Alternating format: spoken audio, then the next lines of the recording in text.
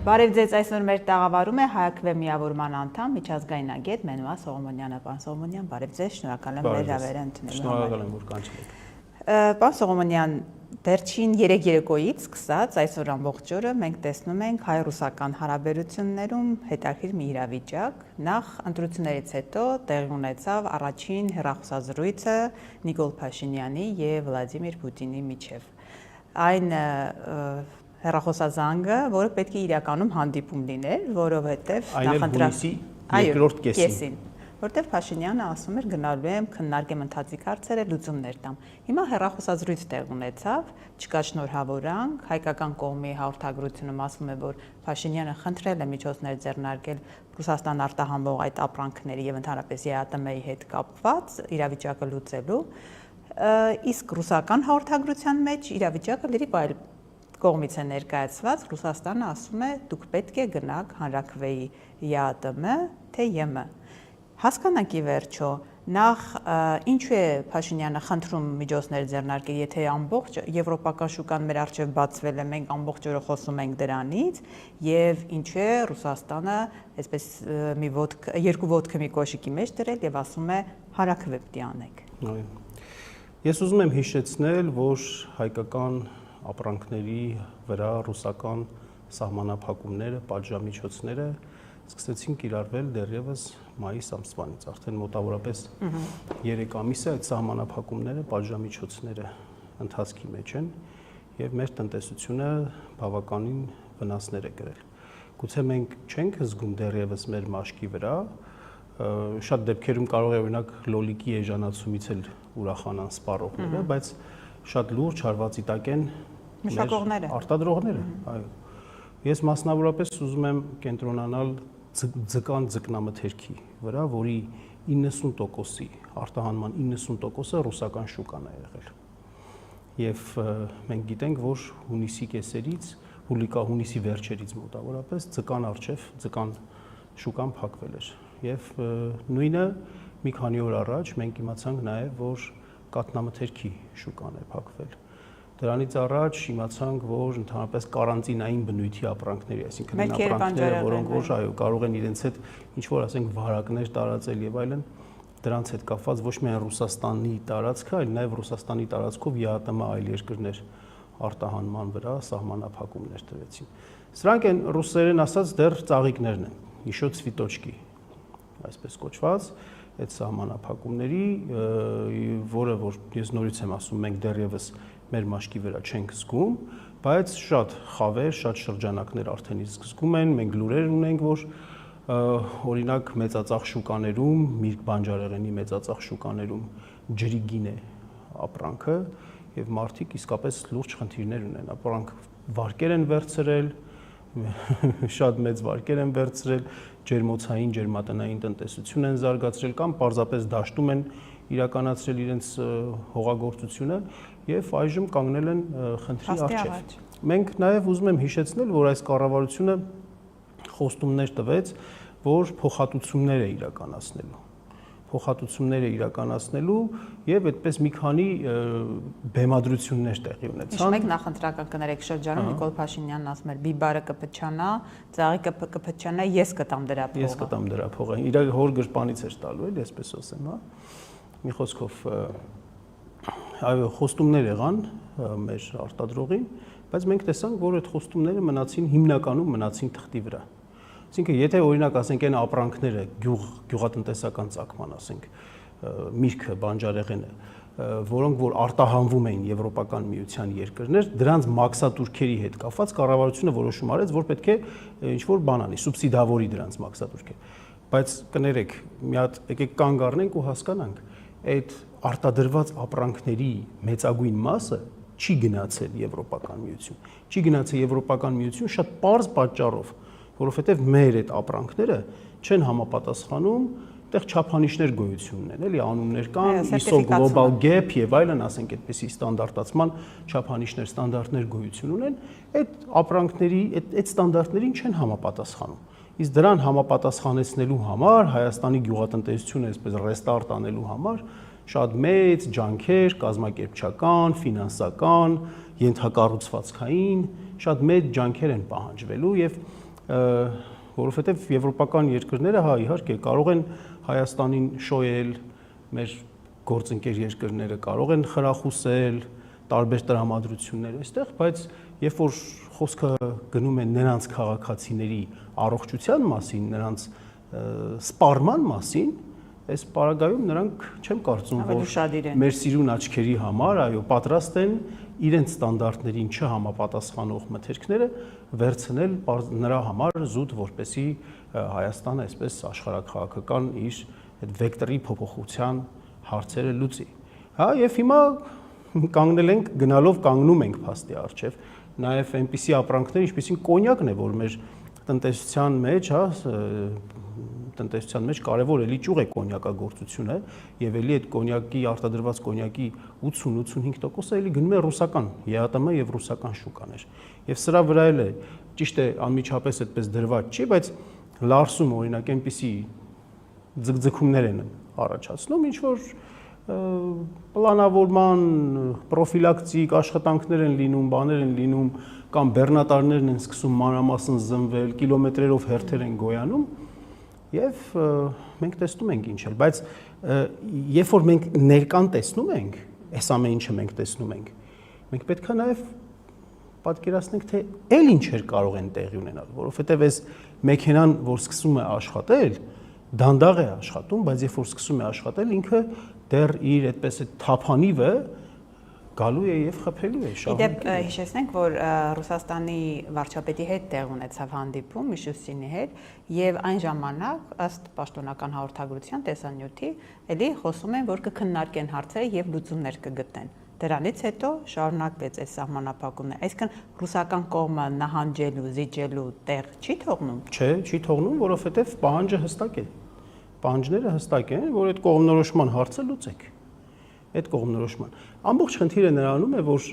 այդ հարցերը կարող են ընդհանրապես առաջ չգալ։ Առաջ չգալ։ Հիմա մենք կարող ենք, չէ՞, նեղվել ռուսներից։ Ասել, սվոլոչ են, էլի այդպես։ Մեզ նեղում են, մեզ սնանկացնում են, մեզ չգիտեմ ինչ են անում։ Բայց եկեք մի հատ հասկանանք ոնց սկսվեց այս ամեն ինչը, որտեղից սկսվեց։ Այդ անհեթեթ օրենքը Եվրոպական միությանն անդամակցելու մասին, որ հայակվեի մեթոդաբանությամբ փորձեցին իրականացնել Եվրոպամետ ուժերը, Փաշինյանն էլ այդպես վերցրեց իր վրա քաշեց եւ գնաց Եվրոպական պարլամենտում կրկոտ այդպես ճառ ասեց, որ մենք գալիս ենք դեպի Եվրոպական միություն։ Մենք կարող ենք այնքան մոտ լինել, որքան Եվրոպական միությունը մեզ հա թույլ կտա, հա։ Ուղղակի դա այդ ամեն ինչը տեղի է ունենում այն պարագայում, երբ որ քո տնտեսությունը, քո ողնաշարը գտնվում է ցավոք սրտի, ես չեմ ուրախանում դրանից։ Ցավոք սրտի։ Էներգետիկ առումով մասնավորապես ողնաշարը գտնվում է մի երկրի ձեռքում ու այս պարագայում, երբ որ սուր հակամարտություն է ընթանում նրանց մեջ, դու մտնում ես բզբզում ես, մտնում ես այդ հակամարտության դաշտ, բզբզում ես, բերում ես Զելենսկիին, այստեղ հարթակ ես տալիս, Զելենսկին այդպես հոխորտում է ու մի հատ միջամտություն էլ չես անում, որ ստոպ, ասենք Երևանը քեզ համար ենթադրենք սպառնալիքներ տեղալու վայր չէ։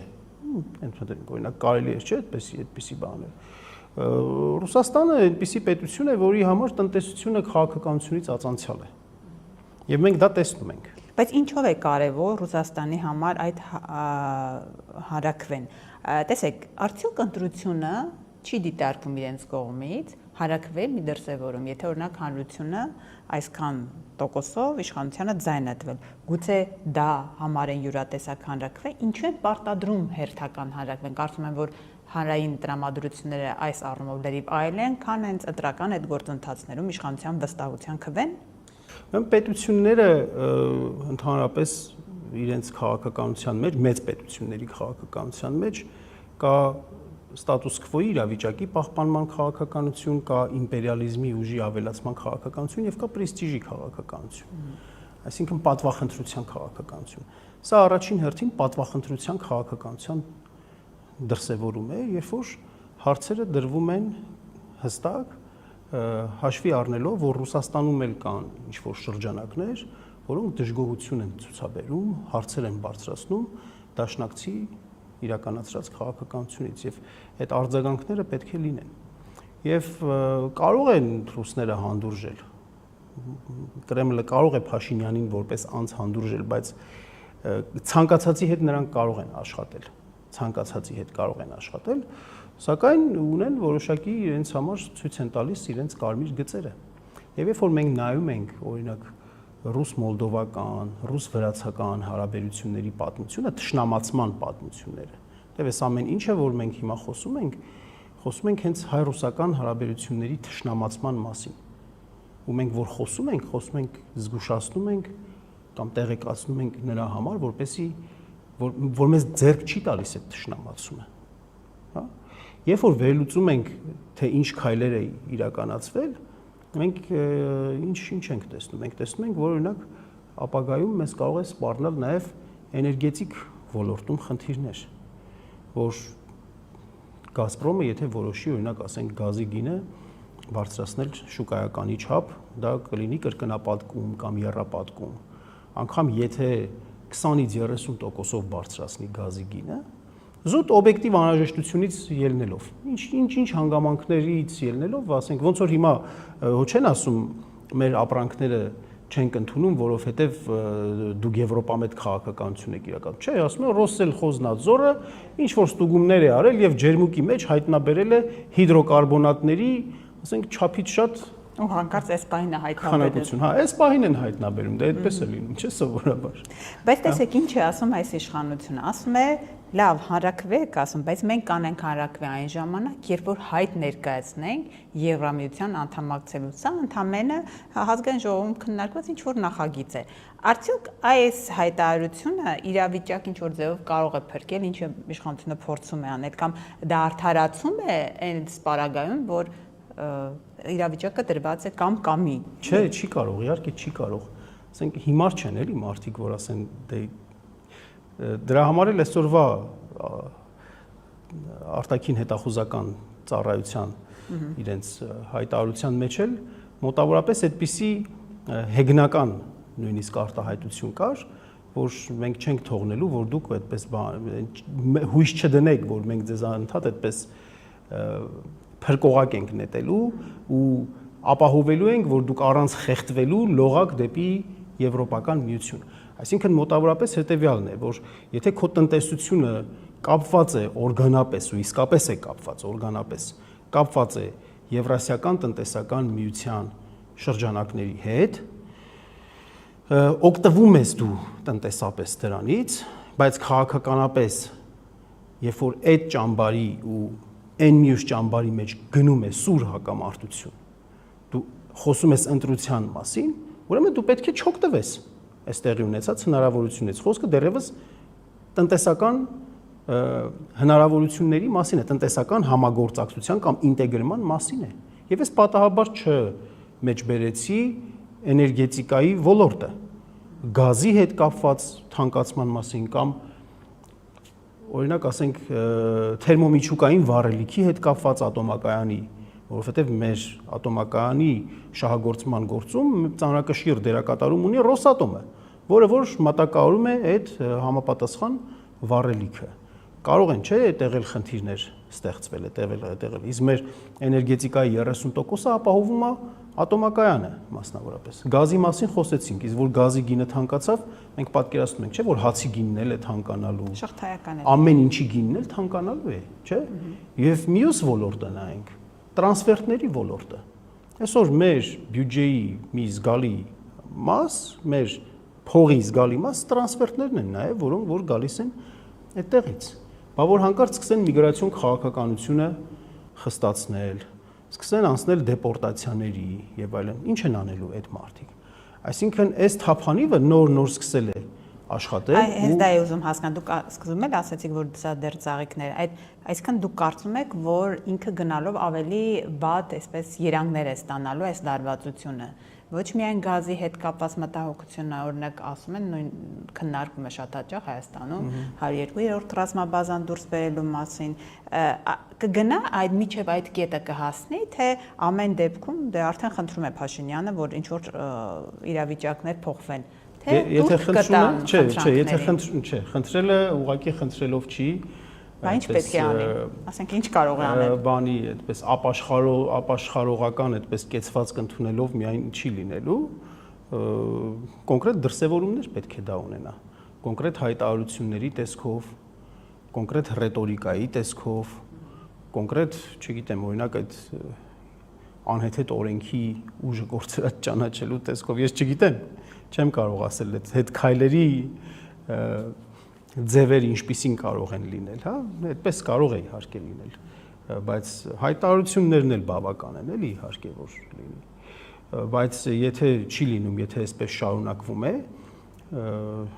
մենք սպասելու ենք ապագայում շատ ավելի վատ բաներ ենք սպասելու։ Ու հիմա այնպիսի անհեթեթ վիճակում ենք, որ եթե անգամ Փաշինյանը հետ քայլել կատարի, դա էլի մեր վրա ազդելու է որպես ուղղակի մենք անլուրջ երկրի, անլուրջ պետության, անլուրջ գործընկերոջ ու անվստահելի երկրի։ Եվ արևմուտքի համար, եւ հյուսիսի համար, բոլորի համար էլ այդպիսի անվստահելի, անլուրջ պետության իմիջ ենք ստեղծում։ Քննարկենք նաև այդ հատվածը, դուք ճիշտ ընդգծեցիք, եթե նահանջում է, հետ նահանջում է, այսինքն հիմա էլ այս մի կողմի հետ կապված է քայլերը, այսպես համապատասխանեցնում, ինչ է լինելու արևմուտքի այդ խոստումների հետ, ինչ է լինելու դեպի արևմուտք գնալու այդ քաղաքականության հետ, այդ երկու կողմի այսպես քարի արանքում ենք, հա, հայտնվել, ինչ է լինելու հակառակ պարագայում այդ ռացիոնալ բանով փորձենք մոտենալ։ Եկեք իրար կողքի դնենք սահմանափակումների, ռուսական սահմանափակումների, պատժամիջոցների ծավալները, ազդեցությունները եւ Եվրոպական միության, մասնավորապես Եվրոպական միության, որովհետեւ Ամերիկայի Միացյալ Նահանգները դեկլարատիվ է հիմնականում անդրադառնում այս թեմաներին, ստանձնած հանձնառությունները։ Մենք գիտենք, որ նախորդ վերջին 2 տարիների ընթացքում մի քանի առիթներով Եվրոպական միությունը ինչ որ հանձնառություններ է ստանձնել, մի դեպքում մոտավորապես 300 միլիոն դոլարի մակարդակով, թե կես միլիարդ դոլարի մակարդակով, մի դեպքում 2.6 միլիարդ դոլարի մակարդակով, որ այդպես բաներ է տալու, աջակցություններ է տալու, այսինքն աջակցություններ ասած, այդ աջակցությունը հենց այդպես փող չի, որ տալու են Հայաստանին։ Դրանք վարկային գծեր են, դրամաշնորհներ են, բայց կոնկրետ ծրագրերի իմաստով։ Դրանք ոչ թե այդպես հանելու են, լցնեն, տալու են, ասելու են, այս փոխհատուցում ենք, որպեսզի դուք դիմադրեք ռուսական բաներին, այդպես պատժամիջոցներին, այլ դրանք կոնկրետ ծրագրերի տեսքով լինելու են, իսկ քանի որ ճակերտավոր ասած այս քաղաքական ղեկավարությունը ճակերտավոր շատ շնորհաշատ է այդպիսի ծրագրեր ներկայացնելու, շահելու, բերելու, տեղայնացնելու եւ այլն այս առումով իրականում երբ որ փորձում ենք թվերը նայել ուսումնասիրել, մենք տեսնում ենք, որ նույնիսկ 10% էլ չի կազմում այն փոխհատուցումները, ինչ որ առաջարկում է Եվրոպական միությունը, այն պատժամիջոցներին, ինչը որ ներկայում են տեղի ունենում, իսկ եթե սկսի այդ թափանի շատ ավելի շատ աշխատել, ուղղակի անպատկերացնելի է, թե ոչ մի ձևով հնարավոր չի լինելու փոխհատուցել, այսինքն Եվրոպական միության կողմից։ Այս պարագայում օղակը սեղմվելու է եւ այդ ընտրությունը կատարվելու է։ Գիտեք, միջազգային քաղաքականության մեջ այդպես խղճով չեն առաջնորդվում, սիրով չեն առաջնորդվում, խանդով չեն առաջնորդվում են շահերով։ Եվ եվրոպական, եթե նահանջ կատարվի Փաշինյանի կողմից,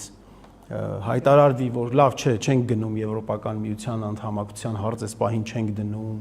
ենթադրենք կամ այդ օրենքը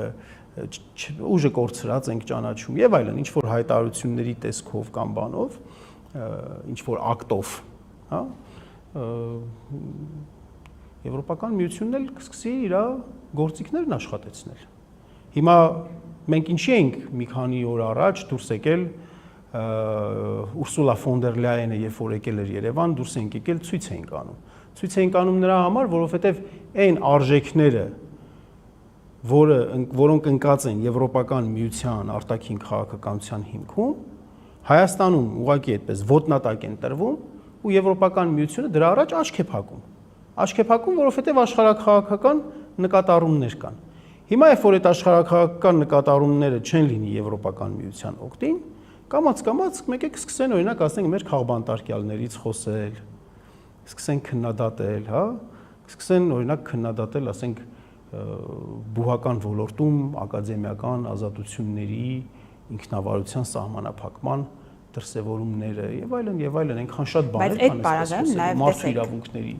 ազատությունների իշխանության համար Նիկոլ Փաշինյանի համար, եթե օրինակ այդ ճանապարհը ընտրեց, նաեւ իր իշխանության մնալու բավականին մեծ խնդիրներ են առաջանում, եթե Եվրոպան սկսի այդ ամեն ինչի առաջ ոչ թե աչք փակել, այլ աչք բացել, ստացվում է, որ ներսում ինքը խնդիրներ է ունենալու։ Այս առումով գուցե սա է նրան պահում նաև դեպի արևմուտք գնալու, որ հանկարծ իր աթոռի համար խնդիրներ չստեղծվեն, որովհետև ակնհայտ է Ռուսաստանում ինքը ցանկալի ղեկավար չի իրենց համար Հայաստանի, իրենք այլ մարդու կուզենային տեսնել, դրա մասին շատ ոչ միայն քողարկված, այլ նաև երբեմն բացահայտ ասում է նրանց կողմից։ Այս առումով ինքը իշխանություն իր պահելու տեսանկյունից, գուցե դա է նաև իրեն պահում այս արևմուտքի ծիրում։ Առայժմ այո, բայց երբ որ նորից եմ ասում, սկսեց այդ պատժամիջոցների թափանիվը լրջորեն աշխատել, ինքը չի կարող կարճած մնալ այդ ուղղությունից։ Անհնար է լինելու, որովհետև ի վերջո տնտեսությունը այնպիսի բան է, տնտեսվարողները, նրանց շահերը կամ ուղղակի սովորական ազգաբնակչությունը, երբ որ սկսեց սոցիալական բունտի մասին եք հնարավոր է։ Այո, իհարկե։ Այսօր դեռևս դա չենք զգում, այդ տպավորությունները չկան։ Այսօր այդպես հիմա մենք որ խոսում ենք, այս նյութի տակ կարող են այսպես մտնել մարդիկ, մեզ, չգիտեմ, ինչեր ասել, ռուսի սապոգի տակ ընկած բան, այսպիսի բաներ ասել։ Գուցե նրանց մի մասը այդպես լավ վիճակի մեջ է, կրուասանով կապուչինո է վայելում, բայց ինքը նաև չի տեսնում, որ շատ մարդիկ, 100,000-ավոր մարդիկ հենց էժան ռուսական ներմուծված, ասենք, մակարոնով են սնվում, ենթադրենք։ Երբ որ այդ մակարոնն էլ սկսեց թանկանալ, որովհետև հացահատիկի ներկրման 70%-ից ավելին էլի այդտեղից է գալիս, այդ երկրից է էլի գալիս։ Իսկ այդ դիվերսիֆիկացիա բառը, որ շատ լավ բառ է իհարկե այդպես, բայց կենացի մակարդակում է, ինչ որ սիմվոլիկ ժեստեր են լինում, ակտեր են լինում, ասենք մի վագոն ղազախական ցորեն է գալիս կամ բան, դա չի կարող մասսայական զանգվածային բնույթ կրել, որովհետև այդ դեպքում լոգիստիկ ծախսեր են ավելանալու, հազար ու մի հանգամանքներ կան, որ բարձրացնելու է։ Ուզում եմ ասեմ, որ Ռուսաստանի համար տնտեսական քաղաքականությունը ածանցվում է աշխարհակ քաղաքականությունից, հա? Եվ դա իմպերիալ այդ համակարգը թույլ է տալիս, կարողանում է իրեն թույլ տալ այդպիսի ճոխություններ, ինչը որ չես կարող ասել այլ երկրների մասին, որոնք այդպիսի ճոխություններ չեն կարող թույլ տալ իրենց եւ դրա ռեզոնը չունեն, դրա այսպես շահը չունեն, ու այդ դիվերսիֆիկացիան, մանավանդ այսպիսի ապաշնոր ղեկավարությունը չի կարող այդ դիվերսիֆիկացիայի հարցը լուծել, չի կարող երկրում ներքին ինքնաբավություն ստեղծել տարբեր ոլորտներում, որովհետև մենք ինչ ենք տեսնում, մենք արդեն 9-րդ տարին է գնում Փաշինյանի իշխանության։ Մեկ ընդհանրապես խոշորածավալ ներդրում ենք տեսել այս ամբողջ ընթացքում, Մայլերը, Գեղի Պատրուշի։ Խոշոր պրոյեկտ Հայաստանում Փաշինյանի ղեկավարության 8-ից ավելի տարիների ընթացքում տեղի չի ունեցել, խոշոր ներդրումային պրոյեկտ չի եղել, եւ այսինքն դա եւս ցուցիչ է հասկանալու համար, թե ինչքան խոցելի վիճակի մեջ ենք մենք գտնվում։ Գուցե ռուս-ուկրաինական պատերազմի էֆեկտը 22 թվականից հետո տնտեսական առումով ունեցել է մեր վրա որոշակի բարերար ազդեցություններ, բայց դրանք ժամանակավոր են։ Հա, երկիրը տնտեսական աճ ունենալու, զարգացում ունենալու համար դու պետք է որոշակի ինքնաբավություն ապահովես, կարողանաս։ Քանի որ ներդրումների մասին խոսեցինք, այս համատեքստում հետաքրքիր է, որ նախընտրական շրջանում Փաշինյանը քաղաքական ուժերի լիդերներին համարում է ռուսի շպիոն, ռուսի գործակալ, Ռուսաստանի, բելարուսամետ օլիգարխներ, ու դա թվում է թե լավ նախընտրական շրջան է, կանցնի, կընտրվի եւ ամեն ինչ կավարտվի գուցե դրանով։ Բայց դրանից հետո, երբ որ մենք օրինակ տեսանք Գագիկ Ծառուկյանի հետ տեղ ունեցած եւ նրա բիզնեսների, Ինչ է կարծում, այդ ամեն ինչից հետո նախ Փաշինյանը ել ինչ Ռուսաստանին ինչ բանով է խնդրում, եթե այդտեղ ռուսական շպիոնները ման գալիս, եւ երկրորդը ել ինչ ներդրումների մասին կարող է խոսք լինել, եթե օրինակ գործարար մարդկանց հանդեպ նման քաղաքականություն է դրսևորում։ Ոչ մեկ չի խոսում օրինական գործելակերպի մասին, բայց այն ինչ հիմա արվում է, արդյոք դա նաեւ ներդրումային դաշտին վնասելու միտում չունի։ Իհարկե, ինչի մասին է խոսքը։ Այս ամբողջ ընթացքում, որ Հայաստանում անկախացումից հետո ներդրումներ են եղել, այդ ներդրումների օտարերկրյա ներդրումներ են եղել, այդ ներդրումների մի զգալի մասը պայմանավորված է եղել նաև էմոցիոնալ հանգամանքով, ազգային հանգամանքով, որ մեր ազգակիցներն են եղել, այդ մեր լոբինգն է աշխատել եւ այլն, որ այդ ներդրումները եղել են, որովհետեւ Հայաստանի Հանրապետության շուկան որպես այդպիսին 3 միլիոնանոց շուկան որպես այդպիսին այդքան շատ հետաքրքիր չի խոշորածավալ մեծ ներդրումներ իրականացնելու համար ու դրան գումարած որ այդ հետաքրքրությունը քիչ է դրան գումարած երբ որ տեսնում են որ մարդը կարող է ասենք զրկվել սեփականությունից ամբողջությամբ կարող է այդպես սեփականությունից զրկվել նրա համար որովհետև վարչապետի հետ համարձակվել է մի քիչ բան այդպես համարցակ բառամթերքով խոսել եւ դրա համար կարող է ինքը զրկվել իր ունեցած չունեցածից, այլ որ մի խելքը գլխին մարդը այս երկրի հետ, այս հույս կկապի եւ այս երկրի տնտեսության մեջ ինչ որ բան կանի։ Դե բոլորն էլ հասկանում են, որ գուցե կարող է իրենք այտենց բաներ չխոսեն, այտենց բաներ չասեն, բայց հետո իրենց է հարց լինելու, իրենց գալու են ասեն, ենթադրենք օրինակ իմ քայլը հիմնադրամին ինչի մի քիչ նվիրատվություն չես անում, օրինակ Եթե հանկարծ ասի լավ եմ անում, չեմ անում, ինքն էլ խնդիր կունենա, ինչպես որ Պարոն Սողոմոնյան, հնարավոր այս արտաքին մարտահրավերները Եվրոպա, Ռուսաստան, այս իրավիճակը ներքաղաքական ինչ որ իրավիճակ կամ ֆորս մաժորներ ստեղծի, այսինքն արտահերթ ընտրություններ, որի մասին կարծես քիչ չի որ խոսակցություններ կան կամ ինչ որ քաղաքական ներսում քաղաքական ինչ որ իրադարձություններ տեղ ունենան թե հնարավոր է դա միայն մնա իշխանություն այդ արտաքին խաղացողներ այդ հարաբերությունների տիրույթում Չէ, ես կարծում եմ, քանի որ խնդիրները սրվելու են, դա երկու բանի է բերելու կամ դիկտատորական ռեժիմի ամրապնդում, այսինքն այդ երկու բանն էլ միաժամանակ են տեղի ունենալու դիկտատորական ռեժիմի ամրապնդում ցեմենտում եւ դրան գումարած աճող դժգոհության պայմաններում նաեւ քաղաքական լարվածություններ, թեժացումներ ու թե ինչ սցենարով կգնա, այս պահին դժվարանում եմ այդպես ասել, բայց համենայն դեպս ընդդիմությունը պետք է պատրաստ լինի, որ նման իրավիճակներում հնարավորինս առանց ցնցումների իրականացնի իշխանափոխությունը, որ շատ կարևոր է, դեռևս խորհրդարանական ընդդիմությունը չի վերցրել իր, այսինքն դեռևս չի սկսել գործունեությունը, բայց արդեն հայտնի է, որ մանդատները վերցնելու են, ձեռնպահ են մնում գնահատական տալուց, ընթացքը ցույց կտա, հուսադրող բաներ իհարկե տեսնում ենք, հուսադրող բաներ տեսնում ենք այն, որ օրինակ ասենք առավել շատ ձայներ տված համայնքներում ուժեղ Հայաստանը որոշ խոստումներ իրականացնում է, հա, դա որոշակի հուսադրող քայլ է, կարևոր է, բայց բավարար չէ, առաջիկան ցույց կտա, թե ինչպիսի գործունեություն կծավալի ընդդիմությունը, շատ կարևոր է, որ խորհրդարանական մանդատները, եթե իրենք վերցնում են, դրանք ինստիտուցիոնալ որպես գործիք կիրառվեն տարբեր երկրների, տարբեր ուժային կենտրոնների, որոշում կայացնողների հետ կապեր ստեղծելու, շփվելու, այլընտրանքային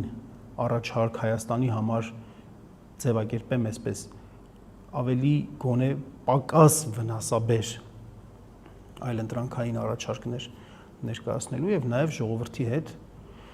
մշտապես շփում կապ ունենալու տեսանկյունից, եթե այսպես գնա եւ նաեւ շատ կարեւոր է ընդհանուր համընդհանուր ընդդիմադիր պլատֆորմ ունենալու համար, որովհետեւ երբ որ նայում ենք Ադրբեջանի նաեւ պահանջներն են շատանալու, այդ ամեն ինչին դիմադրություն է պետք ցույց տալ, Ալիևյան սահմանադրության օրակարգն է անհրաժեշտ տապալել, կաթողիկոսի պաշտոնանկության այս հրեշավոր օրակարգն է պետք կանխել եւ այլն, հա։ Եվ այդ ամեն ինչի համար անհրաժեշտ է ավելի քան օրախնդիր հարց է